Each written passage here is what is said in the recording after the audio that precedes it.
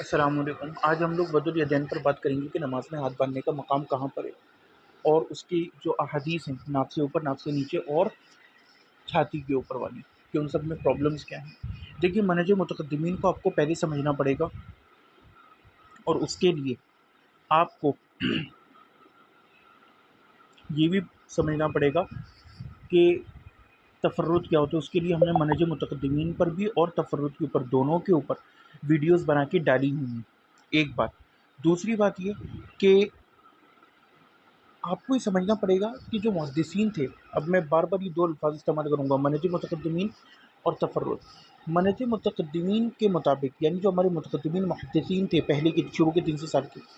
ان کا ایک رول تھا کہ کوئی معاملہ اگر دین سے ریلیٹڈ ہو اور دین میں کوئی بہت بڑا مسئلہ پیدا کر رہا ہو، تو وہ ان احادیث کو قبول نہیں کرتے تھے۔ اب میں آپ کو یہاں امام احمد کا قول دکھا رہا ہوں، بدایت الفوائد، یہ امام ابن القیم کی کتاب ہے، اس میں سے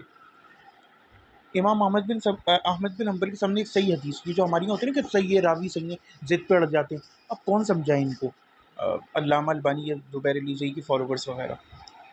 تو امام احمد بن حنبل کے سامنے دیکھیں یہ صحیح حدیث پیش کی گئی کہ فما حدیث احمد بن یونس عن ابی بکر بن عیاش عن حسین عن مجاہد عن ابن عمر انہ کان لا یرفع یدیہ، کہ ابن عمر اپنے ہاتھ نہیں اٹھاتے تھے، یہ مصنف ابن ابی شیبہ میں بھی ہے۔ فإن ابا عبداللہ قیل لہ ان مجاہدا، تو وہ کہتے ہیں کہ امام احمد بن حنبل سے کہا گیا کہ بے شک مجاہد، تو انہوں نے کہا، امام احمد نے کہا، فرمایا کہ ان سے کہا گیا کہ مجاہد جو ہے وہ کہتا ہے کہ میں نے کبھی بھی ابن عمر کو نہیں دیکھا ہاتھ اٹھاتے ہوئے سوائے نماز کی شروع میں، میں نے ابن عمر کو نہیں دیکھا ہاتھ اٹھاتے ہوئے سوائے نماز کی شروع میں۔ قالا، تو امام احمد بن حنبل نے کہا ھذا قطع نافع و سالم،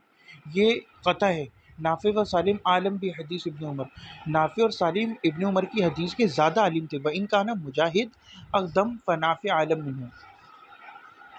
اور چاہے مجاہد اقدم کیوں نہ ہو لیکن نافع اس سے زیادہ عالم ہے اور ابن عمر کی احادیث کو جانتا ہے۔ اب اس سے جو مجھے آپ کو بتانا مقصد تھا نا، وہ یہ تھا کہ دیکھیے،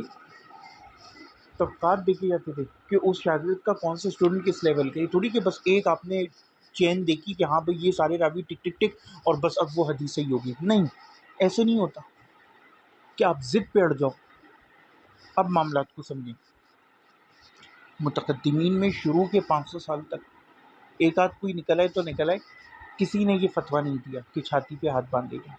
امام احمد، امام ابو حنیفہ، امام بخاری کوئی حدیث نہیں لائے، امام مسلم نہیں لائے، ٹھیک ہے، امام شافعی، امام مالک، نہ امام احمد بن حنبل جو کہ حدیث کے اور علل کے امام سمجھے جاتے ہیں، اور ان کے ساتھ ہی اسحاق بن راہویہ۔ اب سوچنے کی بات یہ کہ یار یہ اتنے سارے لوگ تھے، مکہ مدینہ والے اور کوفہ کے بڑے بڑے علماء، انہوں نے کیوں نہیں فتویٰ دیا؟ آج ہم ان سے زیادہ بڑے ترم کا عالم بن گئے کہ ہمیں حدیث مل گئی ہے، اور ملی بھی انہیں کی کتابوں سے، مسند احمد ابن حنبل سے۔ مسند احمد سے آپ ایک حدیث اٹھا کے لا رہے ہو، اس کے خلاف امام احمد کا فتویٰ، تو آپ کو امام احمد سے زیادہ اس حدیث کی نالج آ گئی ہے۔ یہ سوچنے کی بات ہے۔ غامدی صاحب میں اور پھر ہم میں کیا فرق رہ جائے گا؟ فرق یہ کہ وہ بیچارہ کیا کہتے ہیں، بغیر حدیث کا نام لیے ایک بات بول دیتے تو اس کے اوپر منکرین حدیث کا الزام لگ جاتا ہے، جبکہ وہ اپنی میزان میں 1000 سے زائد حدیث لائے کم و بیش، اور ہم جو ہے حدیث کا نام لے کے غامدی بنے ہوئے ہیں۔ تو اب چلیں گے ہم ادلہ کی طرف، کہ سب سے پہلے ہم احادیث کو ڈسکس کریں گے، اور آخر میں آپ کو امام احمد بن حنبل کے اقوال دکھاؤں گا، تاکہ آپ کو پتہ چلے کہ ایک محدث کے اقوال کیا ہوتے ہیں۔ اب دیکھیے، یہ پہلی حدیث ہے جس کے اندر یہ الفاظ آئیں کہ نبی کریم صلی اللہ علیہ وسلم کو، ابن وائل بن حجر کہتے ہیں، میں نے دیکھا کہ وہ اپنے الٹے ہاتھ کے اوپر سیدھا ہاتھ باندھتے تھے، یا سیدھے ہاتھ کو الٹے ہاتھ کے اوپر باندھتے تھے، علی صدری، اپنی چھاتی کے اوپر۔ یہ جو الفاظ ہے نا علی صدری، یہ پرابلمٹک ہے۔ کیسے؟ اب یہ روایت آتی ہے ابن خزیمہ میں اور سنن کبری البیہقی، اور یہ اس کی سند ہے کہ محمد بن اسماعیل بیان کرتے ہیں سفیان ثوری سے، وہ عاصم بن کلیب سے، وہ اپنے والد سے، اور وہ وائل بن حجر سے۔ ایک اور سند ملتی ہے ہمیں کہ عبد الجبار جو ہے نا، وہ اپنے والد سے بیان کرتے ہیں، اور وہ اپنی والدہ سے، اور وہ وائل بن حجر سے، ٹھیک ہے، کہ نبی کریم صلی اللہ علیہ وسلم علی صدری، یہ دو جگہ آئے ہیں الفاظ۔ اب یہ جو روایت ہے نا، اس میں آپ نے دو راویوں کو یاد رکھنا ہے، عاصم بن کلیب جن کے اسٹوڈنٹ ہیں امام سفیان ثوری جو کہ بہت بڑے امام ہیں حدیث کے، اور پھر عاصم بن کلیب کے اور اسٹوڈنٹس بھی جو کہ سفیان ثوری کے زمالہ کلاس فیلو سے ہم اثر ہیں، اور پھر آگے سے سفیان ثوری چونکہ اتنا بڑا امام تو اس کے بہت سارے اسٹوڈنٹس ہیں، ان میں سے ایک مومل بن اسماعیل ہے۔ مومل بن اسماعیل کا معاملہ یہ ہے کہ یہ جو راوی ہے نا، ایک تو یہ خطا کرتا تھا، ثقہ ہے لیکن یہ خطا کرتا تھا حدیث میں، اور کچھ نے تو یہاں تک کہا جیسے یحییٰ وغیرہ نے کہ مومل جو ہے یہ اسپیسیفکلی جب سفیان سے روایت کری تو اس میں یہ گڑبڑی کرتا ہے۔ اب منہج متقدمین میں آپ نے یہ دیکھنا ہے کہ سفیان ثوری کے ہم یہ کہتے ہیں کہ اتنے سارے شاگرد جو مومل سے زیادہ بڑے درجے کے، انہوں نے تو یہ الفاظ نقل نہیں کیا اللہ صدری، وہ صرف یہ کہتے تھے ہاتھ باندھتے تھے بس۔ تو یہ مومل بن اسماعیل کو دین ملا، جیسے میں نے آپ کو امام احمد کی رفع الیدین والے قصے میں مثال دی ہے، صحیح بخاری مسلم کی صحیح احادیث سے ثابت ہے کہ نبی کریم صلی اللہ علیہ وسلم سجدے اور رکوع میں دعا کرتے تھے سبحانک اللہم ربنا وبحمدک اللہم اغفر لی، یعنی ذکر و اذکار ہمارے پاس زیادہ اچھی سندوں سے محفوظ ہے، اور ایک چیز جو کہ دن میں 5 ٹائم ہو رہی ہے اور باجماعت ہو رہی ہے وہ کسی کو پتہ ہی نہیں۔ ابن عمر جو کہ سنت کے اتنے زیادہ حریص، اور ابن زبیر سب کچھ روایت کر رہے ہیں کہ رات اتحیات میں رسول اللہ کیسے بیٹھتے تھے، انگلی سے اشارہ کرتے تھے، سب کچھ یہ روایت نہیں کیا۔ سوچنے کی بات ہے نا، امام بخاری مسلم ہاتھ باندھنے کی مجمل جنرل احادیث لائے کمزور، اور وہ بھی جو ہے نا اس میں انہوں نے یہ نقل ہی نہیں کیا کہ کہاں، اولاً تو لائے اتنی جنرل کہ ان سے کوئی احتجاج باندھنے ہی مشکل سے ثابت ہو رہا ہے۔ تو جب تک آپ منہج متقدمین نہیں سمجھیں گے چیزیں آپ لوگوں کی سمجھ میں نہیں آئیں گی۔ اب آپ دیکھیے ابن خزیمہ میں روایت آئی ہے اور سنن کبری البیہقی، لیکن دونوں جا کے مومل بن اسماعیل سے جڑ جاتے ہیں، اور ایک سند میں نے آپ کو عبد الجبار کی بتا دی۔ اب پہلے میں آپ کو مومل بن اسماعیل کے بارے میں کچھ اقوال دکھا دوں۔ یہ دیکھیے، یہ ہے تہذیب الکمال، اس کے اندر 6319 نمبر پہ آپ کو مومل بن اسماعیل کے حالات زندگی مل جائیں گے۔ تو لکھتے ہیں کہ ان کی کنیت جو ہے ابو عبد الرحمن البصری تھی، مولا ہیں یہ علی عمر ابن الخطاب کے نزیل مکہ ہیں، وکیلہ مولا بنی بکر بن، اور یہ بھی ان کے بارے میں کہا گیا کہ وہ بنی بکر کے مولا ہیں۔ بہرکیف روا عن، انہوں نے ان لوگوں سے روایت کری، ان میں حماد بن سلمہ، سفیان ثوری دیکھیں آ گیا، وہ سفیان بن عیینہ، و شعبہ بن الحجاج، و اکرمہ بن عمر۔ تو وہ کہتے ہیں کہ مومل جو ہے نا، ابو حاتم نے کہا کہ یہ سچا ہے، صدوق ہے، شدید فی سنہ، سنت کے اندر شدت کرنے والے ہے، لیکن کثیر الخطا بھی، خطائیں بھی کرتا تھا بہت زیادہ۔ امام بخاری نے اس کو منکر الحدیث کہا کیونکہ سخت جرح ہے۔ اور ابو عبید الاجری نے کہا کہ سالتو ابا داؤد عن محمد بن سیف اعظم و رفع من شان اللہ وہم فی شیء، تو وہ کہتے تھے کہ انہوں نے اس کی فضیلتیں بیان کی، لیکن انہوں نے بھی کہا کہ وہ وہم بھی کرتا تھا کچھ چیزوں میں۔ وذکر ابن عبان کی کتاب ثقات، امام ابن عبان وہ تو متسائل تھے، انہوں نے اپنی کتاب ثقات میں ذکر کیا۔ اور کچھ دوسرے لوگوں نے کہا کہ دفنا کتبہ فکانا یحدث من حفظی فکسر قطعہ، تو وہ کہتے ہیں کہ اس کی کتابیں جو ہے نا دفن ہو گئی تھیں، تو پھر وہ جو ہے نا اپنی میموری سے صرف بیان کرتا تھا اور بہت زیادہ خطائیں کرتا تھا۔ امام بخاری نے کہا کہ جو ہے 85 جو ہے اس میں مر گیا تھا، یعنی 250 سال کے اندر، او ستہ و میتین، وقال ابن عبان یا 260 ہجری، اور امام ابن عبان نے کہا کہ ابو القاسم بن ابی عبداللہ، وہ تو پھر خیر آگے دوسری بات چل رہی ہے۔ اب آپ اس سے اندازہ لگائیں کہ مومل بن اسماعیل کے اندر کیا کیا پرابلمس ہیں۔ اب ہم آپ کو دکھائیں گے سب سے پہلے کہ امام سفیان ثوری کے جو اسٹوڈنٹس ہیں، بلکہ پہلے عاصم بن کلیب کہ سفیان ثوری تو چلیں ان کی روایت میں ہم کہہ رہے ہیں کہ یہ آ رہے ہیں الفاظ، ایک پہلے ہم اوپر سے شروع کریں گے کہ یہ عاصم بن کلیب جو ہیں، ان کے جو اور دیگر شاگرد ہیں سفیان ثوری، انہوں نے بھی یہ حدیث روایت کی، لیکن کسی نے بھی اعلیٰ صدری کے الفاظ نقل نہیں کیے۔ یہ دیکھیے بھائی، عاصم بن کلیب یہ میں نے شارٹ کر کے سند یہاں پہ لکھ دیے کہ پھر وہ انبی ان وائل بن حجر، اور یہ سفیان سے جو ہے وہ یہ تو سفیان کے اسٹوڈنٹس ہیں، سوری، ہاں جی۔ اب یہ دیکھیے آپ کہ وائل بن حجر اور وہ وہی سند جاری ہے۔ اب عاصم بن کلیب کے دیکھیے کتنے سارے اسٹوڈنٹس ہیں۔ پہلے زائدہ، یہ ابن خزیمہ میں روایت کرتے ہیں زائدہ کی، زائدہ عن عاصم بن کلیب، 480 نمبر پہ، یہ سب میں نے انٹرنیشنل نمبرنگ لکھے ہوئے،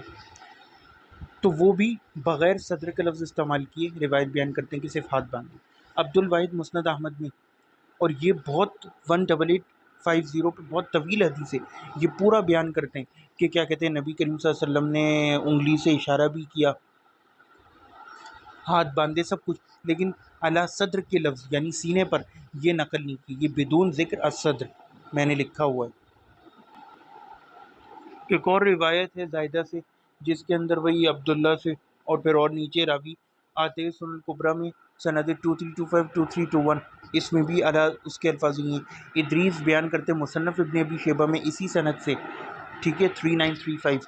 تو وہ بھی اس کے الفاظ نقل نہیں کرتے۔ میں آپ کو ایگزامپل کے طور پہ دکھا بھی دیتا ہوں مصنف ابن ابی شیبہ، یہ دیکھیے، حدثنا ابن ادریس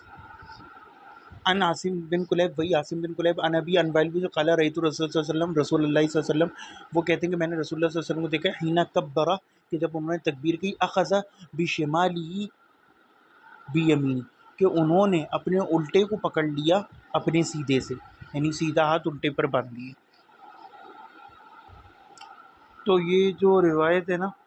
یہ دیکھیے، حدثنا ابن ادریس عن عاصم بن کلیب عن ابی عن وائل بن حجر، وہ کہتے ہیں کہ میں نے رسول اللہ کو دیکھا، رائی تو رسول اللہ صلی اللہ علیہ وسلم ہینا کبرا، جب وہ تکبیر کہتے اخذ بشمالی بیمینی، تو وہ اپنے الٹے ہاتھ کو پکڑ لیتے اپنے سیدھے سے۔ اب آپ نے دیکھا الفاظ نہیں ہیں وہاں پہ سینے کے، ٹھیک ہے۔ اسی طرح آپ آ جائیے شعبہ، یہ امام احمد بن حنبل ان سے روایت کرتے ہیں، ایک دو راویوں کے بعد جا کے ملتے ہیں ان سے 18855 پہ، وہ تو سرے سے ود الیدین کا ذکر ہی نہیں کرتے۔ ایک اور شعبہ کی روایت ہے جس میں ود الیدین کا ذکر ہے، لیکن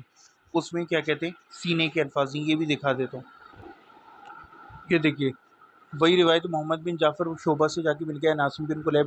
ٹیچر سے، میں بھی عاصم بن کلیب کا سفیان کے علاوہ دوسرے شاگرد شعبہ، اور شعبہ ایک بڑے امام ہے، ان ابی ان وائل بن حجر الحضرمی قال وہ کہتے ہیں کہ صلیت خلف رسول اللہ صلی اللہ علیہ وسلم، کہ میں نے نماز پڑھی رسول اللہ کی پیچھے، فکبر حین دخل، تو تکبیر کی جب وہ نماز میں داخل ہوا، رفع یدیہ، اور اپنے ہاتھ اٹھائے، وحین اراد ان یرکع، رفع یدیہ، اور جب انہوں نے ارادہ کیا رکوع کا تو انہوں نے رفع الیدین کیا، وحین رفع راسہ من الرکوع، اور جب انہوں نے ارادہ کیا، جب وہ انہوں نے سر اٹھایا رکوع سے تو انہوں نے اپنے ہاتھ اٹھائے، رفع یدیہ ووضع کفیہ وجعل فی فرجہ یسریٰ واشار بیسرہ۔ اب یہ دیکھیں اس کے اندر سرے سے ذکر ہی نہیں ہے کہ کیا کہتے ہیں رسول اللہ نے ہاتھ بھی باندھے۔ اب آپ کو ایک اور دوسری روایت دکھاتا ہوں، 1818878، یہ آ گئی، یہ دیکھیے اس کے اندر کیا ہے، اس کے اندر بھی دیکھیں، حدثنا شعبہ عن عاصم بن کلیب قال سمعت ابی یحدث عن وائل بن حجر ان کہ انہوں نے رسول اللہ کو دیکھا، فذکر، اور ذکر کے وقال فی، اور اس میں انہوں نے کہا کہ انہوں نے اپنا ووضع ید الیمنی علی الیسری، کہ انہوں نے اپنا رائٹ ہینڈ الٹے پر باندھا، وزاد فی شعبہ مرہ، اور امام شعبہ نے ایک اور بار جب نقل کی روایت تو انہوں نے یہ اضافہ، تو انہوں نے ذکر کیا کہ جب وہ رکوع میں گئے تو انہوں نے اپنا ہاتھ گھٹنوں پر رکھے، وجا فی رکوع، لیکن آپ دیکھیں گے اس کے اندر کہیں بھی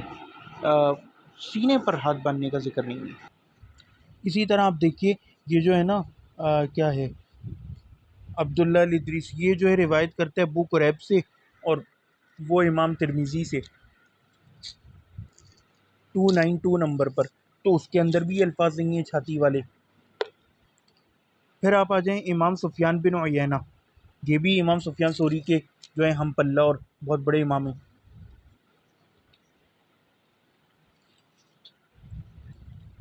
تو انہوں نے بھی جب روایت کری، امام دارقطنی ان کی روایت لے کر آئے 1120 سنن دارقطنی میں، تو انہوں نے بھی بغیر، انہوں نے سرے سے ذکر ہی نہیں کیا کہ ہاتھ باندھنا نماز میں، اور یہی وائل بن حجر سے۔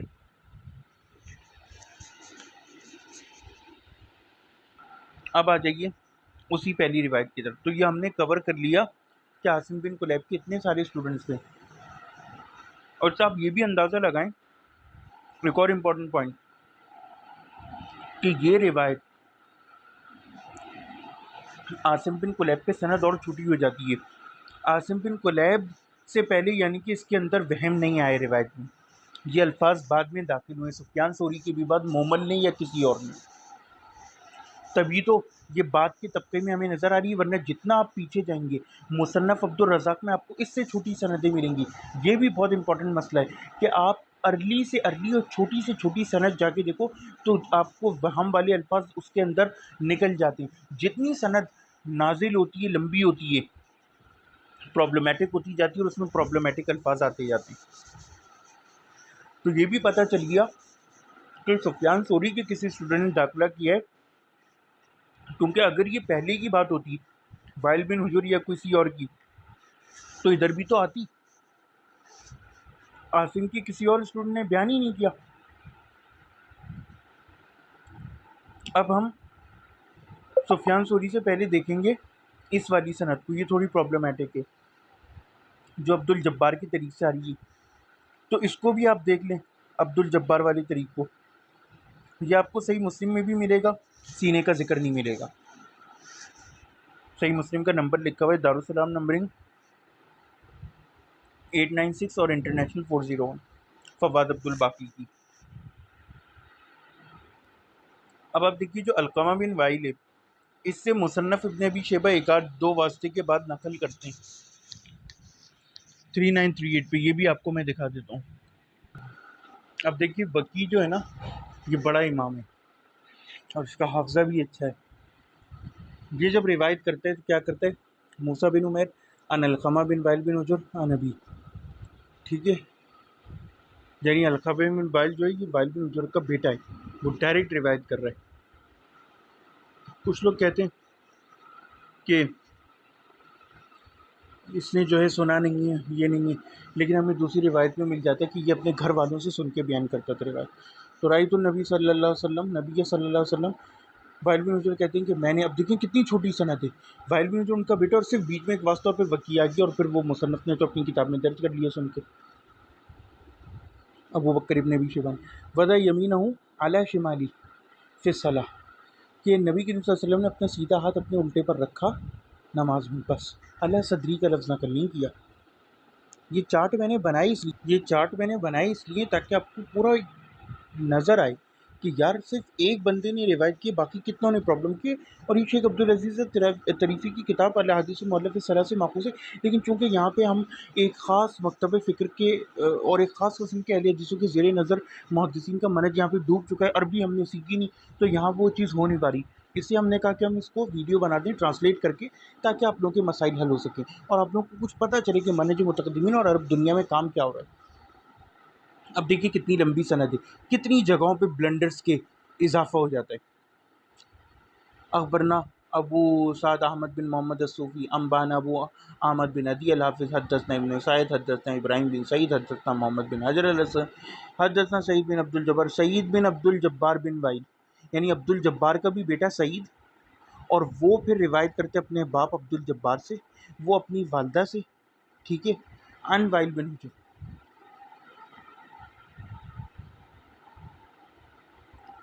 اور یہ ان کی بیگم ہے، یعنی وائل بن حجر کی.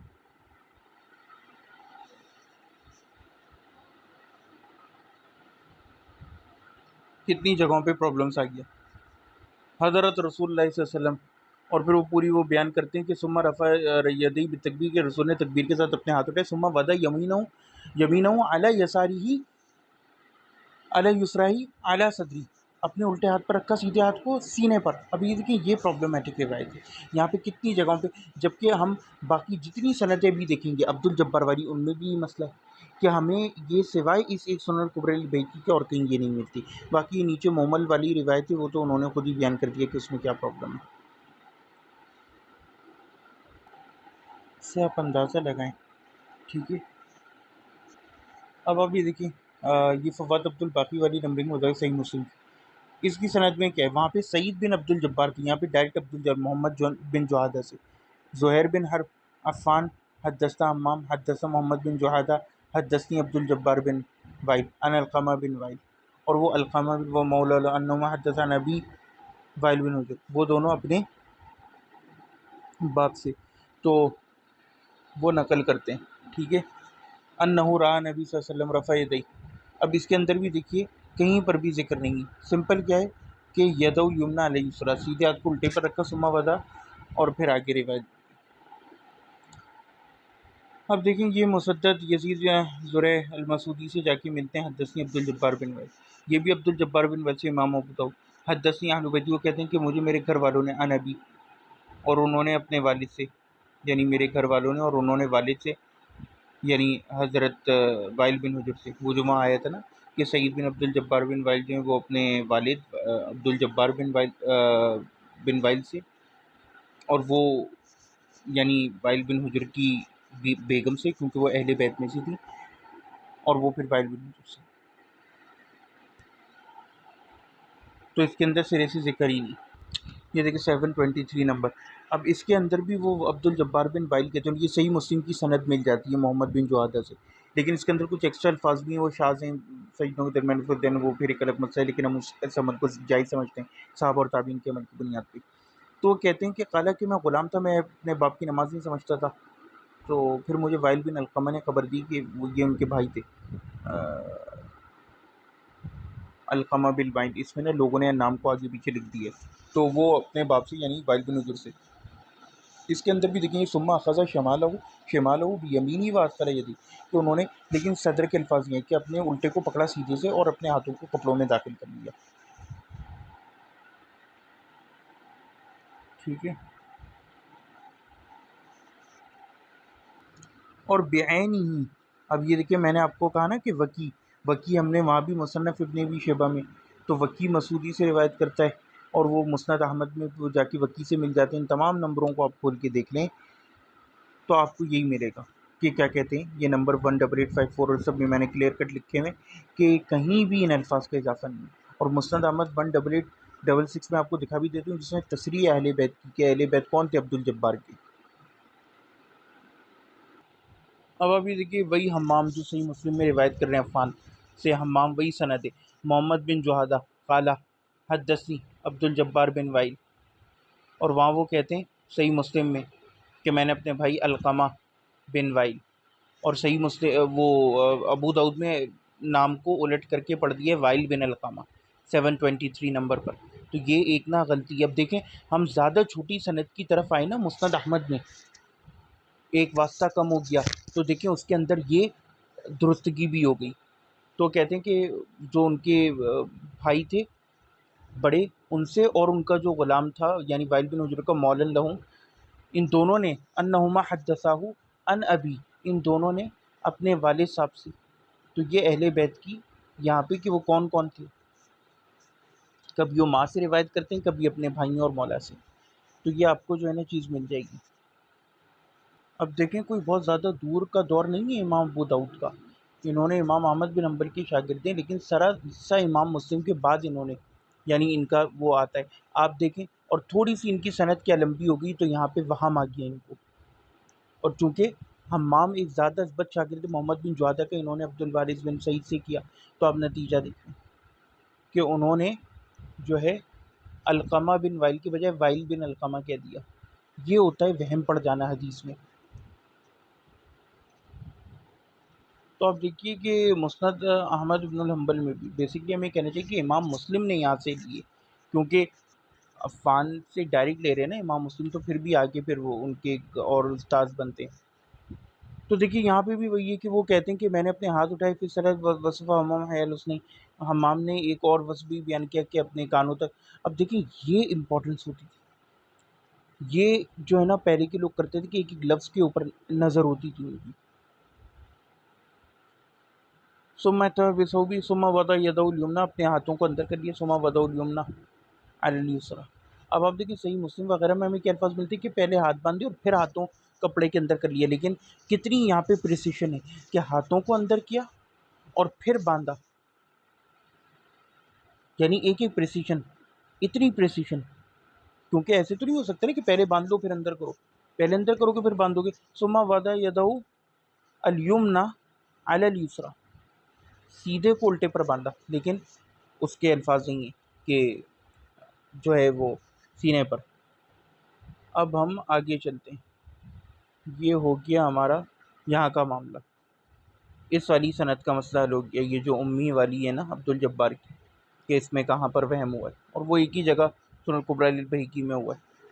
اور آپ دیکھ لیں اس سے زیادہ اثبت جو اسناد ہیں وہ کیا روایت کر رہی ہیں امام مسلم اور سب، تو اب آپ کیا ان کے اوپر بھروسہ کر سکتے ہیں جو بہت بعد میں آئے امام مسلم اور ان سب سے۔ اچھا اب ہم نے چلنا ہے، آخری معاملہ ہم نے دیکھنا ہے، اور وہ معاملہ کیا ہے؟ سفیان ثوری کا، کہ اب سفیان ثوری کے اسٹوڈنٹس کو دیکھیے، اتنا بڑا امام ہے، سوائے ایک مومل بن اسماعیل، اس کا حال ہم نے آپ کو دکھا دیا کہ کیا کچھ اس کے بارے میں کہا ہے۔ تو مومل بن اسماعیل کے علاوہ باقی شاگرد کیا روایت کرتے ہیں، تو آپ دیکھ لیں، سفیان ثوری کے بہت بڑے شاگرد وکی، وہ ہم نے آپ کو دکھا دیا مصنف ابن ابی شیبہ میں، وہی عاصم بن کلیب سے ذکر ہی نہیں کرتے۔ مصنف عبد الرزاق، جس میں مصنف ابن ابی شیبہ سے بھی زیادہ چھوٹی سند ہے، ان میں آپ ان تمام نمبرز پہ جا کے دیکھ لیں، سرے سے آپ کو ہاتھ باندھنے کی ذکر نہیں ملے گا، ٹھیک ہے۔ مسند شافعی میں چلے جائیں تو امام شافعی جو ہے وہ ڈائریکٹ ذکر کرتے ہیں امام سفیان بن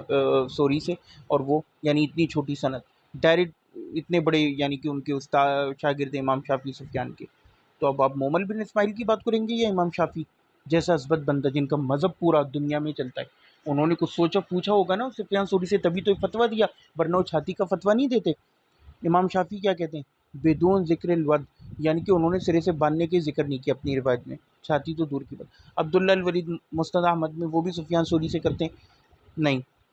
مومل، اچھا شرح معنی الاثار میں آپ کو مومل ملے گا، لیکن سرے سے اس میں ہاتھ باندھنے کا ذکر نہیں ہے، یہ بھی آپ کو دکھا دیتا ہوں، اور سفیان ثوری سے روایت کرتا ہے۔ تو یہاں پہ ایک اور مسئلہ آ جاتا ہے کہ اب یہ جو سنن کبریٰ البیہقی میں ہمیں لفظ مل رہا ہے اور ابن خزیمہ میں، یعنی ان دونوں کو وہم ہوا ہے، انہوں نے جس راوی کے ذریعے مومل سے لیے، ورنہ شرح معنی الاثار میں بھی تو آتا، لیکن انہوں نے وہ نقل نہیں کی۔ یہ دیکھیے، وہ کہتے ہیں حدثنا مومل قال حدثنا سفیان عن عاصم بن کلیب۔ اب دیکھیں یہاں پہ حدثنا کا صیغہ ہے، ویسے تو عاصم کا یہاں پہ سفیان ثوری کا عنانا کا مسئلہ نہیں ہے، اور یہ بھی منہج متقدمین میں تدلیس کا مسئلہ ویسا نہیں ہے جیسا ہم نے سمجھا ہوا ہے، یہ بھی آپ کو ابھی سے بتا دوں۔ لیکن اگر کسی کو کیڑا ہو تو یہاں پر دیکھیے اور زیادہ کلیئر ہو جاتی ہے روایت کہ انہوں نے ذکر ہی نہیں کیا، تو وہ کیا کہتے ہیں سفیان سے، اور اتنی اچھی صنعت کے ساتھ کہ نبی کریم صلی اللہ علیہ وسلم نے اپنے ہاتھ اٹھائے کانوں تک، ٹھیک ہے، باندھنے کا ذکر ہی، اور پھر انہوں نے ایک اور سند نقل کری اور وہی عاصم بن کلیب کے ساتھ، اور کہتے ہیں کہ اسی طرح کی بات نقل کری، باندھنے کا ذکر نہیں۔ امام احمد عبد الرزاق دوارا ایک اور سند سے روایت کرتے ہیں، اس کے اندر بھی سرے سے باندھنے کا ہی ذکر نہیں۔ تو آپ دیکھیں یہ حال ہے، اب آپ رسک لے سکتے ہیں؟ کیسے آپ رسک لیں گے؟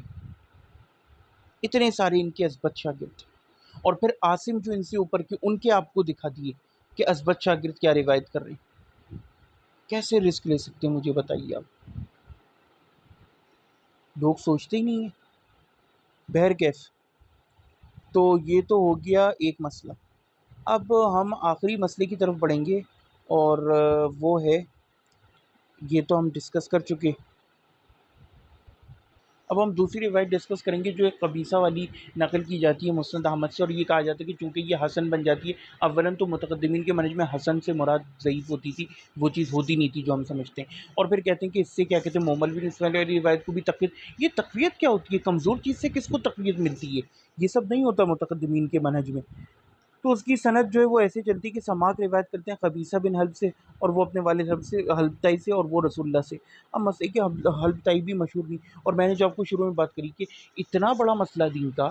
اور مشہور شاگرد کوئی بیان نہیں کر رہا، اور حلب سے بھی صرف ان کا بیٹا روایت کر رہے، اور پھر آگے قبیصہ سے بھی صرف ایک بندہ سماعت روایت کر رہے، یہ کیوں نہیں مشہور ہوئی بات؟ اتنی امپورٹنٹ ہے یار، جماعت 5 ٹائم ہوتی تھی، اور وہ رسول اللہ سے کیا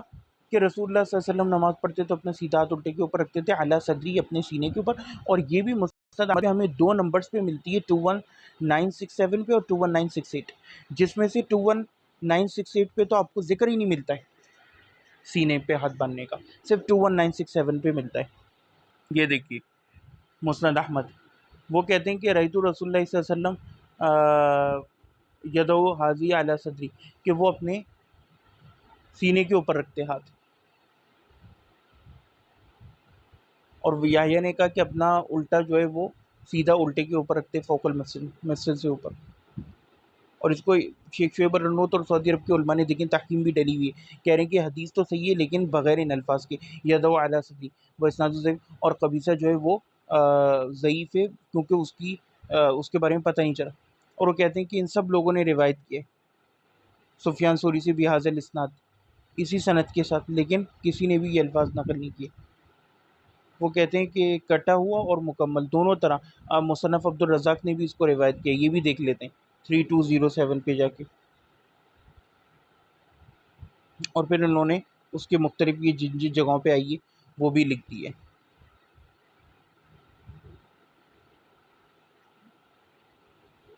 اب آپ دیکھیں نیکسٹ روایت، اور یہ ابو بکر ابن ابی شیبہ سے لائیں. دیکھیں وہی سند جو میں نے آپ کو پہلے کہی تھی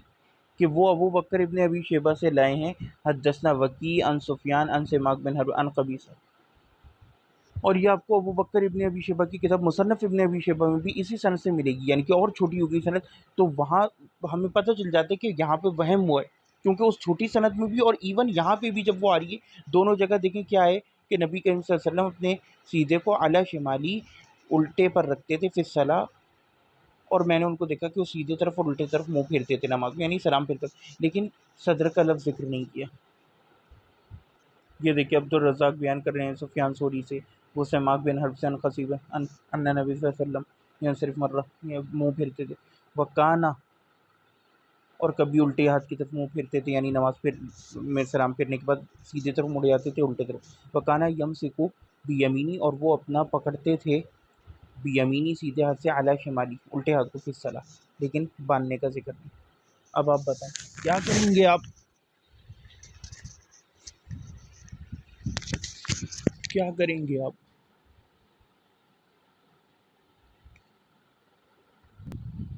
یہ دیکھیے ہم نے پہلے بھی دکھائی تھی، لیکن وہ ہم نے آپ کو سفیان کے اسٹوڈنٹس کے طور پہ دکھایا تھا کہ سفیان کے کون سے اسٹوڈنٹس. تو یہ وکی ہیں، اور یہی عبد الرزاق میں جو ہے نا مصنف عبد الرزاق والے، وہ بھی اسی سند سے نقل کر رہے ہیں. لیکن یہ آگے جو ہے نا وہ نہیں ہے، وہ مجھ سے غلطی ہو گئی، تسامو قبیصہ ہے وہ روایت جو ہے نا، عاصم بن کلیب نہیں ہے. اچھا دوسری بات یہ کہ قبیصہ اپنے آپ میں مجہول. اب کیا کریں گے؟ اب آپ دیکھیں نا سند اور چھوٹی ہو گئی، وکی کا بھی واسطہ گر گیا مصنف عبد الرزاق میں. وکانا یمسکو بیمینی علی شمالی فی الصلاۃ.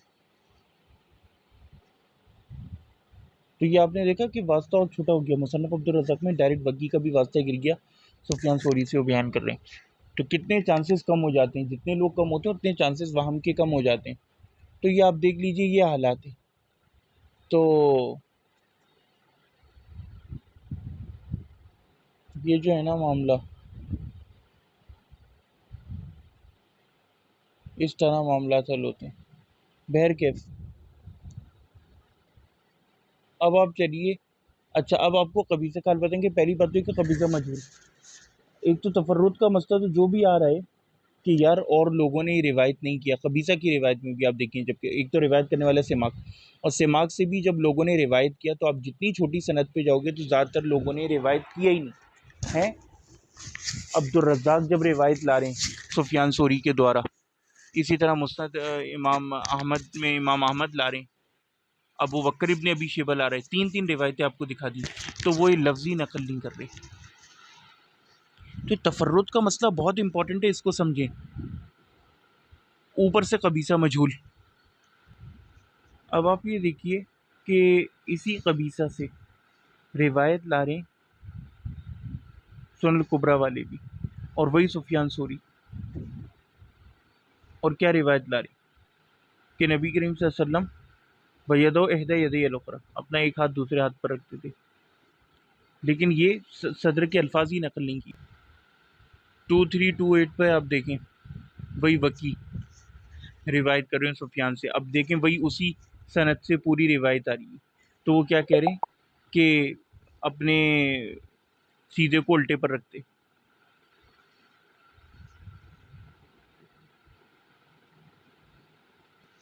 تو بتانا آپ کو یہ مقصد تھا کہ دیکھیے صرف ایک جگہ مسند احمد میں یہ الفاظ آئیں، باقی ساری جگہوں پہ کتنے لوگ گنوا دی. سنن الکبریٰ میں 2 جگہ روایت،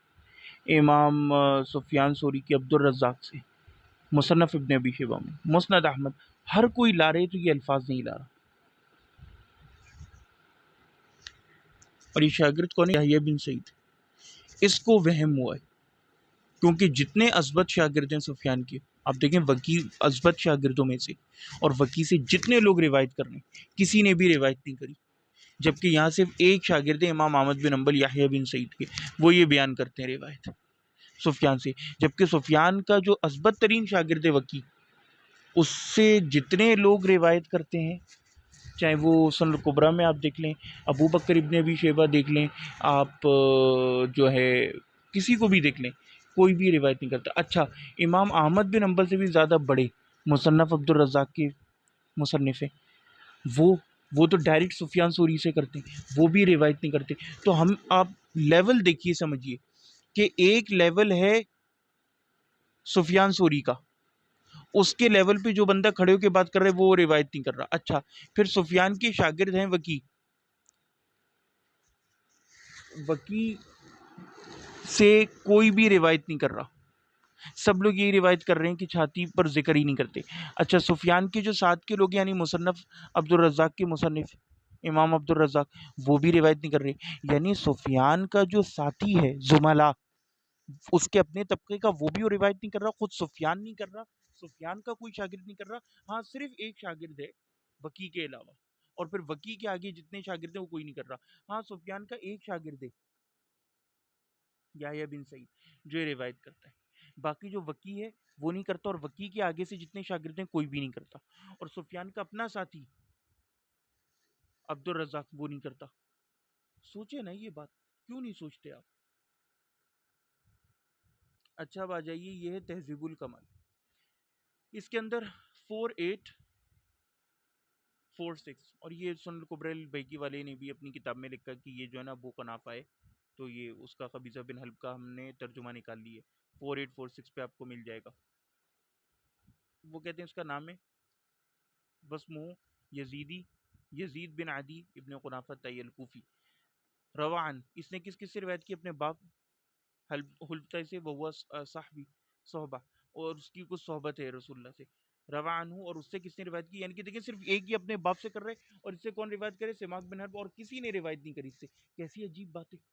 اور آپ دین کا اتنا بڑا مسئلہ ایسے بندے سے لیں گے جس کا کوئی شاگرد ہی نہیں آگے سوائے ایک کی، غریب مجہول روایت۔ علی ابن المدینی اور امام نسائی کہتے ہیں مجہول ان، اتنے بڑے بڑے لوگ، امام علی ابن المدینی یہ امام بخاری کے استاذ ہیں، اور امام نسائی ڈھکا چھپا نام نہیں ہے۔ زیادہ علی اور امام علی بن مدینی نے ایک اور ایکسٹرا کیا چیز کہی؟ لم یروی عنہ غیر سما، کہ اس سے اور کسی نے روایت نہیں کری سوائے سماک کی، سماک بن حرب کے، یعنی کس سے؟ یہ آپ کا جو ہے قبیصہ بن حلب۔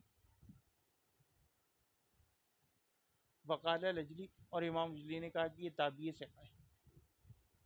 تو مجہول بنتا ہے بھائی۔ اور یہ دیکھیے تہذیب الکمال میں نا انہوں نے آگے جا کے پھر وہی جو ایک روایت اس سے آئی اور تو آئی نہیں، اس ایک کے مختلف طریق نقل کیے، اور کہیں بھی جھاتی کے الفاظ انہوں نے نقل نہیں کیے، یعنی اشارہ کر دیا کہ یہ الفاظ تو بالکل ثابت نہیں۔ اب دیکھیے ہم تہذیب التہذیب میں، اس میں آپ کو 635 کا قبیصہ بن حلب کا وہ مل جائے گا، غالباً یہ اس کی جلد نمبر 8 ہے یا 9 ہے۔ تو وہ کہتے ہیں کہ یہ جو ہے اس کا نام قنافہ طائی ہے،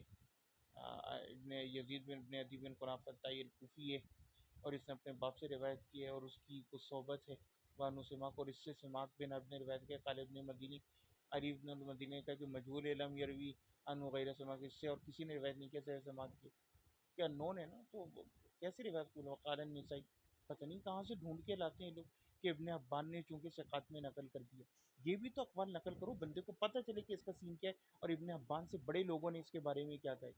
وقال النسائی مجہول، لوگوں کو بیوقوف بنانے کے لیے کتابوں میں آدھی بات نقل کرتے ہیں، ابن حبان نے توثیق کی، اور پھر اس سے مومل والی روایت کو بھی تقویت، پورا کا پورا جو ہے نا وہ کمزور کے۔ وقال النسائی، امام نسائی کہتے ہیں مجہول ہے، قال یہ تابعی سے کہا کرو ابن حبان فی ثقات، اور امام ابن حبان نے صرف ثقات میں ذکر کیا، یہ ذکر کیا ہے، اس کو آپ نے توثیق بنا لیا۔ لو عندهم حدیث منقطع فی الانصراف من الصلاۃ، اور وہ کہتے ہیں کہ ان کے پاس ان سے حدیثیں جو کہ منقطع حدیثیں، کٹی ہوئی ٹوٹی ہوئی شارٹ، سلام پھرنے کے بارے میں، وفد تام، اور انصاری کے تام کے بارے میں، انصاری کے نہیں نصارہ عیسائیوں کے کھانے، قلت و قضا ذکر تفرد سمان عنہ مسلم فی الوحدان و ذکر اس کے وغیرہ انا اسم الحلف سلام من یزید، وہ کہتے ہیں کہ تفرد کیا ہے سماک نے اس سے روایت کرنے میں، فرد واحد ہوا ہے روایت کرنے میں، آپ لوگ پتہ نہیں اللہ جانے تو یہ حال تھا آپ کے قبیصہ کا، جس سے حافظ زبیر علی زئی وغیرہ زبردستی جو ہے وہ دلیل پکڑ کے بنانے کی کوشش کرتے ہیں۔ یہ حال ہے اس بیچاری کی روایت کا۔ اور آپ نے یہ بھی دیکھ لیا کہ مصنف ابن ابی شیبہ میں جب قبیصہ سے آئی روایت تو اس بیچارے کا کیا حال، اور مصنف عبد الرزاق میں بھی۔ اللہ اکبر کبیرہ۔ اب آ جائیے، یہ تو حال ہی چھاتی پہ ہاتھ باندھنے والی روایت کا اتنا برا، اور نہ اس پہ کسی نے عمل کیا۔ خود امام احمد بن حنبل جن کی کتاب سے لا رہے ہیں، آخر میں ان کے فتاوی آپ کو دکھائیں گے۔ اب ہم چلیں گے ایک روایت جو کہ سنن نبی داؤد میں 759 نمبر پر ہے، لیکن یہ روایت مرسل ہے، اور مرسل بھی کس کی ہے؟ تابعی طاؤس کی، جو کہ یمانی ہے۔ یمانی کی مکی مدنی کے مقابلے میں روایت قبول ہی نہیں ہوتی، اور پھر اتنا بڑا دین کا مسئلہ۔ دوسری بات یہ من فقط واحد وجہ دلالت علی نکارتی، کہ یہ صرف ایک وجہ سے آئے۔ اگر کہیں سے ہمیں روایت ملتی ہے نا کہ طاؤس نے اس کو مرفوع بھی بیان کیا ہوتا تو ہم کہتے چلو کچھ کنفیوژن ہے، کسی کو ہم پریفرنس، کہیں کبھی آئی نہیں سوائے مرسل کے، تو کیسے اور مرسل کسی بڑے تابعی کی قبول ہوتی ہیں، چھوٹوں کی تھوڑی۔ یہ صغار میں سے یار، یہ ان میں سے نہیں ہے، نہ مکی مدنی ہے۔ یہ سب امپورٹنٹ قرائن ہوتے ہیں کہ مکہ مدینہ سرزمین ہے سنت کی، وہاں کا کوئی تابعی بیان نہیں کر رہا ہے، ایک یمنی بیان کر رہا ہے، اور وہ بھی ہمیشہ مرسل بیان کر رہا ہے، کیسے اس سے دلیل پکڑیں گے؟ اور امت کا عمل نہیں۔ اچھا، سنن الکبری البیہقی میں ہمیں ایک روایت ملتی ہے عاصم بن الحجاج اپنے والد سے، تو پہلی بات تو یہ کہ تفرد کر رہا ہے، اور اس میں وہ لفظ نقل کرتے ہیں علی النہر، یعنی بالکل گلے پہ، اور یہ آپ کو ان تمام نمبر میں ملے گی۔ لیکن وہی بات ہے کہ ایک تو تفرد پلس وہ عاصم بن الحجاج خود پرابلمٹک، اور پھر ایک اور سند ملتی ہے مصنف ابن ابی شیبہ میں بھی ہمیں سند ملتی ہے، لیکن اس کے اندر جو ہے نہر کا ذکر نہیں ہے۔ اب دیکھیں چھوٹی سند جب آئی ہمارے پاس تو اس کے اندر ذکر نہیں، کتنی عجیب بات ہے۔ دوسری بات یہ کہ سنن کبریٰ میں ایک سند ملتی ہے ایک اور، کہ ایک بندہ روایت کرتا ہے آدمی عن انس، انس سے، تو وہ آدمی مجہول رجل، تو روایت قابل قبول نہیں۔ تو یہ عاصم الجبری جو ہے نا، ایک تو تفرد، اوپر سے راوی بھی پرابلمٹک۔ ایک لائن بہت پیاری لگی، وہ میں آپ کو پڑھ کے سنانا چاہتا ہوں۔ شیخ عبدالعزیز الطریفی نے لکھی، انہوں نے لکھا کہ یہ جو وائل کی حدیث ہے نا، اس میں ایک بہت امپورٹنٹ بات ہے کہ سنن کی جو مشہور کتابیں صحاح ستہ ہو گئیں، اور کسی نے بھی زیادتی نقل نہیں کری، ولم یخرج ولم یخرج ولم یخرج احد منہم حاضی زیادہ من حدیث مومل، کسی نے بھی مومل کی حدیث سے زیادتی نقل نہیں کی، ماخراجم للحدیث من وجوہ اخری، جبکہ انہوں نے دوسری یہ حدیث دوسرے معاملات میں نقل کری، لیکن کسی نے بھی یہ الفاظ نقل نہیں کیے۔ وہذا من قرائن اعلال، یہ بھی اعلال کے علت کے قرائن میں سے ایک چیز ہے۔ حدیث وائل جو ہے یہ اس کی ظاہری سند تو صحیح ہے کہ ایک بندہ دیکھے گا سارے راوی صحیح ہیں، یروی مومن بن اسماعیل عن سفیان عن عاصم بن قریب عن ابی عن والد بن هذا ظاہر السلام منفردن، لیکن اس کے اندر ہی جو انفراد آ رہے ہیں نا، یہ مثلا من غیر جمع ترک، یعنی جب ہم جمع ترک کر کے دیکھتے ہیں تو یہ جو انفراد آ رہے ہیں اللہ صدری کا، یہ پرابلمٹک ہے۔ اور اسی پہ ایک اور مسئلہ کیا ہے کہ ہمیں جو سینے پر ملتا ہے وہ مراسیل سے ملتا ہے، اور ایسی اسانید میں جس میں مجاہل ہیں جیسے قبیصہ، تو وہ ادھر من قرائن ہے، تو یہ بھی اعلال کے قرائن میں سے کہ یار یہ حدیث جو مل رہی ہے کمزور سندوں سے ملی ہے، وَيَنبَغِي أَن نَعْلَمَ، اور چاہیے کہ ہم یہ جانیں کہ ائمہ جو ہیں دواوین مشہورہ کے، یعنی سیان اور سنن کبریٰ کے، اور مسندین کے، یعنی مسند احمد اور مسند ابو داؤد طیالسی دیگر، انہوں نے وہ احادیث نقل کی جن سے کچھ نہ کچھ احتجاج کرتے تھے، یعنی دلیل پکڑتے تھے، جس کو سمجھتے تھے کہ اس کے اندر کوئی وہم اور غلط نہیں ہے۔ ولو قال بعض الائمہ من ان حاضر، اور جب کوئی کہتے کہ ضعیف ہے یا مرجوع ہے، اور اس میں یا اس میں وہم ہے، ونحو ذلک فإن هذا في الباب يسير، وإراد الائمہ لغیر هذا الحدیث، اور اماموں نے دوسری احادیث تو لے آئے کمزور لیکن یہ نہیں لائے، جبکہ اس کی سند ظاہری طور پہ کتنی صحیح ہے، تو یہ بھی دلیل ہے اس بات کے اوپر کہ اس کے اندر پرابلم ہے اور وہم ہے، جس کی وجہ سے اس روایت کو پھینک دیا گیا، مومل بن اسماعیل کے وہم کی وجہ سے۔ باقی جو سینے والی روایت ہے اس میں بھی دیکھیں، ایک تو انہوں نے وہی بات کی کہ ایک تو تفرد کیا اس نے اپنے باپ سے، عاصم بن الحجاج نے وقت تفردہ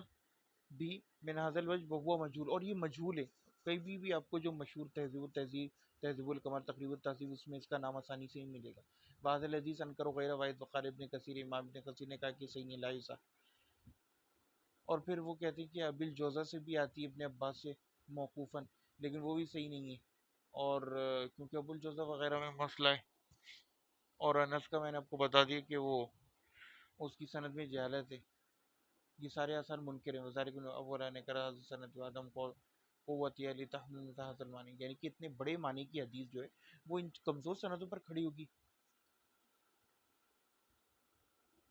اور قرآن کی تفسیر میں ایک آیت آ رہی ہے اور اس کو نماز کا حکم بنایا جا رہا ہے، تو وہ ایسی کمزور اور مجہول اسانید سے، تو لہٰذا یہ روایت بھی فارغ اور مرسل بھی فارغ. اب چلتے ہیں اگلی روایت کی طرف. فوق السرہ یا تحت سرہ کو پہلے کور کر لیتے ہیں. یہ سنن نبی داؤد میں 756 مشہور ہے سب کو، بیکی میں بھی آئی ہے، اور انہوں نے لکھ بھی دیا خود ہی کے راوی متروک ہے، اور اس کی سند میں یہ مسئلہ ہے. امام بیکی نے خود لکھا عبد الرحمن بن اسحاق الکوفی، اور اس کو ضعفہ کثیر من الائمہ، کثیر ائمہ نے اس کی تضعیف کی، اور اس کے جو ہے اور خود امام احمد وغیرہ، یہ امام بیکی نے ہی لکھ دیا 2340 2342 کے تحت. اور اس کی ہر سند میں آپ کو یہی راوی ملے گا کہ ناف سے نیچے سنتیں باندھنا. تو روایتی فارغ جب بندہ اتنا ضعیف ہے، امام بہقی نے خود تعلیل کر دی. اب آ جائیں فوق السرہ. پہلی بات تو یہ کہ مرفوع حدیث نہیں ہے، بلکہ یہ موقوف ہے، مش مرفوع. 757 ابو داؤد مصنف میں آپ کو یہ اسی نمبر پہ ملے گی 3940، لیکن بغیر ذکر کی، یعنی علی کا ہی عمل لیکن بغیر ذکر کی کہ ناف سے اوپر. یہ ایک پرابلم آ گیا. یعنی کہ اس میں بھی دیکھیں کہ آپ کی جو راوی ہے نا، تلامذہ نے اختلاف کیا، اور جو زیادہ اثبت شاگرد ہیں وہ یہ روایت نقل ہی نہیں کرتے. ابی بدر پہ خالف ابی بدر من ہوا اوثق من ہو کا وکی. اب میں نے آپ کو بتایا نا کہ وکی، اب وکی اس سے زیادہ اوثق ہے ابی بدر سے، تو وہی روایت نقل نہیں کرتا. یہ دیکھیے اب وکی روایت کر رہے ہیں.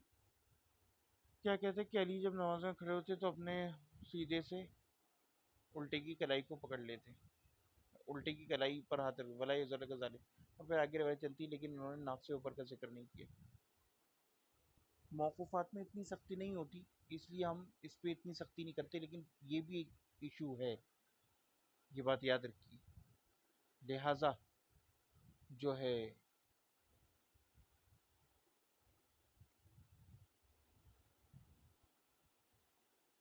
امام عبدالعزیز طریفی لکھتے ہیں کہ من جہت الاسناد حاسا احسن من کلہم، کہ سند کے اعتبار سے باقی تمام روایتوں میں سب سے بہتر ہے وہ موقوفاً ثابت ہے، اور موقوفی طور پہ موقوفاً ثابت ہے فوق سرہ ناف سے اوپر. ولیکن من جہت العلل، لیکن علل کی جہت سے دیکھا جائے تو اس میں بھی پرابلم ہے. فی ہذہ روایہ مثلا موجود وہ عدم ذکر فوق سرہ، اور وہ یہ کہ فوق سرہ کا ذکر موجود نہیں ہے. من روات اثبت من ابی بدر، ابی بدر سے بھی زیادہ اثبت جو روات ہیں وہ اس کا ذکر ہی نہیں کرتے. یہ ابو داؤد 757 ہے. اچھا دیکھیں یہاں یہ کہتے ہیں امام ابو داؤد کے رویان سعید بن جبیر، اور اس کی طرف اس کی پوری سنن کبری البیہقی میں آپ کو مل جائے گی، جس میں انہوں نے کہا فوق السرہ. اور یہ بھی کہتے ہیں کہ سب سے زیادہ بہتر جو ہے نا ہمیں اس باب میں یہی ملی ہے، یعنی سعید بن جبیر کی روایت. لیکن وہ چونکہ غالباً صحابی نہیں ہے، تو اب یہ سب ایشوز چل رہے ہیں.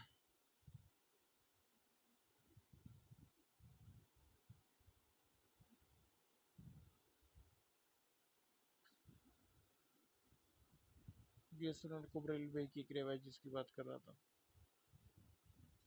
تو یہ حال ہے ٹوٹل آپ کی روایتوں کا، کہ سب کی ضعیف، کہ سب کی سب جو ہیں وہ ضعیف ہیں. اب ہم دیکھیں گے ائمہ کے اقوال، اسپیشلی امام احمد کے، کہ وہ کیا کہتے ہیں، اور پھر ہم اس ویڈیو کو ختم کریں گے. کوشش تو میری یہ تھی کہ میں ساری چیزیں کور کر دوں، اور انشاءاللہ کر بھی دی. کوئی رہ گئی ہو تو کیا کر سکتے. السلام علیکم ورحمۃ. نہیں یہاں پہ تو نہیں سلام، ابھی چیزیں رہتی ہیں. یہ دیکھیں امام ابن القیم کی کتاب ہے بدایۃ الفوائد، اس میں وہ کیا لکھتے ہیں کہ ہاتھ باندھنے پورا ٹاپک چلتا ہے، ٹھیک ہے، جلد 3 صفحہ نمبر 91. اس میں وہ آگے جا کے کہتے ہیں وہ اختلفہ، اور اختلاف ہوا فی موضع الوضع فعنہ فوق سروعنہ تحت، کہ کہاں پر باندھا جائے، ناف سے اوپر ناف سے نیچے. سینے کا دیکھیں ذکر تک نہیں کیا. تحت وعنہ ابو طالب سالت احمد، کہ ابو طالب نے امام احمد سے پوچھا اینا یدو ید زکان وسلی، کہ اپنا ہاتھ کہاں رکھے جب نماز پڑھ رہا ہو. تو امام احمد نے کیا کہا علی السر و اسفلا، کہ ناف سے اوپر یا نیچے، وکل ذالک واسع، یہ سب میرے نزدیک جائز ہے عندہ، اور یہ سب ان کے نزدیک جائز تھا۔ اور یہ امام ترمذی بھی یہ قول لاتے ہیں، جب وہ ہاتھ باندھنے کا ذکر کرتے ہیں نا نماز اپنی سنن ترمذی میں، تو یہ کہتے ہیں کہ کلو دوا سے ناف سے اوپر نیچے، ان وضع فوق سرہ او علیہ، اگر ناف سے اوپر رکھے یعنی ناف سے اوپر یا ناف کے اوپر، او تحت ابو اپون اور بلو۔ علی رضی اللہ عنہ کا پھر وہ قول نقل کرتے ہیں لیکن وہ پرابلمٹک ہے، عمر بن مالک الجوزہ ابن عباس، لیکن وہ صحیح نہیں ہے، وہ صحیح حدیث علی قال فی روایت المزنی اسفل السرہ بقلیل، اور وہ کہتے ہیں مزنی کی جو ایک روایت ہے وہ کچھ حد تک صحیح ہے، وہ یکرون یجل الرسل، اور وہ اس بات سے کراہیت کرتے تھے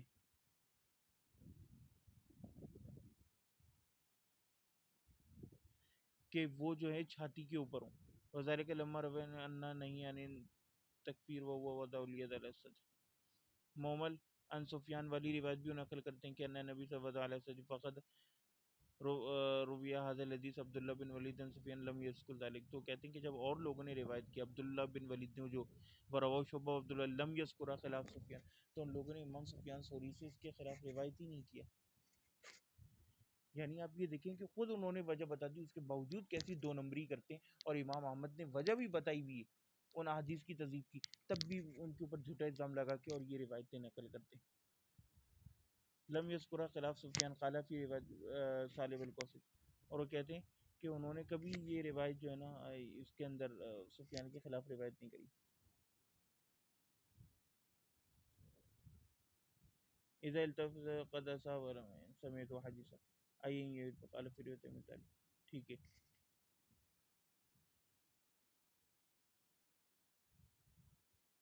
دوسری بات،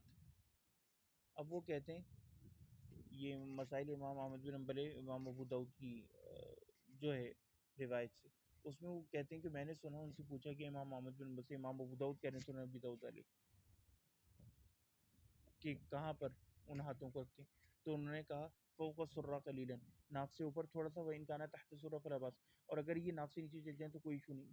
وسمعت یقول، اور میں نے انہیں سنا وہ کہہ رہے تھے یکرہ ان یکون، کہ وہ اس بات سے کراہیت کا اظہار کرتے تھے کہ وہ یعنی وضع الیدین عند الصدر، چھاتی کے قریب۔ مسائل امام احمد بن حنبل اور اسحاق بن راوی، اب بندہ کہتا ہے کہ قلت، میں نے کہا اینا یدو یمین ولا شمالی، کہ سیدھا ہاتھ کہاں باندھ رکھے الٹے کے اوپر، قالا، تو انہوں نے کہا کلو ھذا عندی واسع، یہ سب میرے نزدیک وسیع ہے، کہیں بھی رکھ لے۔ قلت، میں نے کہا اذا ودا یمین ولا شمالی اینا یدہما، اگر وہ سیدھا ہاتھ الٹے پر رکھے، سوال 214 میں، تو کہاں رکھے ان دونوں کو، تو انہوں نے کہا یدہما، تو انہوں نے کہا اسحاق بن راوی نے فوق السرہ و تحت، ناف سے اوپر یا نیچے، کلو ھذا لیس بذالک، اس سب میں کوئی ایشو ہے ہی نہیں۔ قال اسحاق، لیکن دیکھیں سینے کا ذکر نہیں کیا، اسحاق نے کہا کما قال تحت سرہ اقوافی، کہ جیسا کہ کہا گیا، جیسا کہ اس نے کہا کہ ناف کے نیچے، یہ زیادہ بہتر ہے، اقوی ہے، طاقتور ہے، فی الحدیث، حدیث میں بھی، وہ اقرب الی التوادی، یعنی یہ ناف سے نیچے والی حدیث کو زیادہ مضبوط سمجھ رہے ہیں، ان کو تو کسی کھاتے ہی نہیں، کیونکہ وہ کہتے تھے یہ تو پھر بھی ضعیف ہیں، ان میں تو واضح وہم ہے، ان میں وہ لفظ آیا ہی نہیں وہم ہے، اور آپ ان کو لا رہے ہیں۔ بھائی ضعیف میں تو یہ ہوتا ہے نا کہ راوی ضعیف ہے، کچھ اس کا حافظے میں پرابلم بھی ہے اس کی، یہاں تو مسئلہ یہ کہ وہ الفاظ سرے سے ہیں ہی نہیں، معلول ہے روایت، اور وہ کہتے ہیں تواضع کی بھی زیادہ قریب ہے۔ تو میرے خیال سے اب یہاں پہ ختم کرتے ہیں۔ السلام علیکم ورحمۃ اللہ۔